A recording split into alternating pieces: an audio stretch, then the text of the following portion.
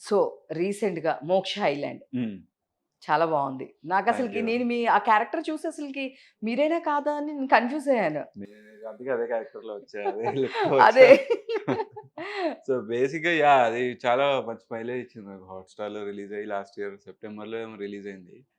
And ఆ character గూడా నాకు రావడం వన్ ఆఫ్ ది అంటే లక్కీ అనుకోవచ్చు. ఎందుకంటే నేనెళ్ళినప్పుడు మీరు మిగతా క్యారెక్టర్స్ అన్నీ జూసుంటే అందరూ సీనియర్ యాక్టర్స్ ఉన్నారు. యెస్. యెస్. ఆల్‌మోస్ట్ అందరూ సీనియర్ యాక్టర్సే. అది 3 ఇయర్స్ బ్యాక్ షూట్ అయింది.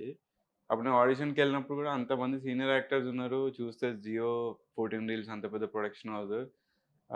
ఇదొక యూనిక్ క్యారెక్టరు అంటే నేనింక మనకు రాదులే అంటే సీనియర్ యాక్టర్స్ గదా! నోన్ యాక్టర్స్ కోసమే ఎళ్తారేమో అనుకున్నా.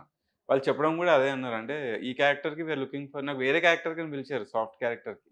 అంటే ఎళ్ళినప్పుడు ఇలా ఉంటది. కానీ ఒక క్యారెక్టర్ యూనిక్ ఉంది.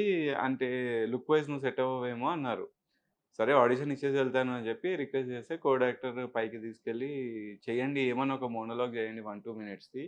30 మెంబర్స్ ఒక బోట్ మీరు నా ఇంట్రడక్షన్ చూస్తే 30 మెంబర్స్ ఒక బోట్‌లో ఉంటాం. హ్మ్. నేనొక్కడిని ఈత కొట్టుకుంటూ వెళ్తా.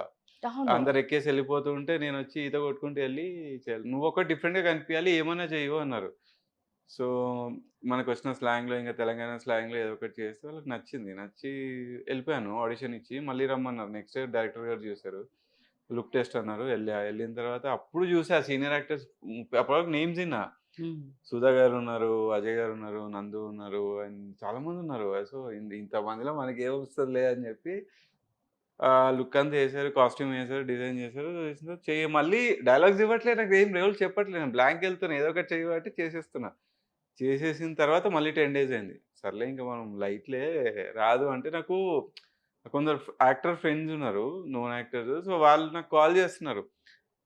"అరె! నువ్వు ఇది చేస్తున్నావు కదా! కంగ్రాట్స్ అంటే నేనెందుకు చేస్తున్నా అంటే, నీ ఆడిషన్ వచ్చింది. నీ ఆడిషన్ నా ఆడిషన్ మీ దగ్గరికెందుకు వచ్చిందంటే, వాళ్ళు ఇట్లా యాక్టర్స్ కోసం చూస్తున్నారు. ఇది చేసి పంపియమని నీ రిఫరెన్స్ టేపే పంపిస్తున్నారు" అని చెప్పారు. ఓకే. ఫైన్‌లే నాకైతే ఏం రాలేదు అన్నా. సో, లక్కీలీ రేపు షూట్ అనంగా ఈరోజు టికెటేసిన తర్వాత ఫోను చేశారు. "నువ్వు కన్ఫర్మ్ అయ్యావు. అగ్రీమెంట్స్ పంపిస్తాను సైన్ చేయండి" అని.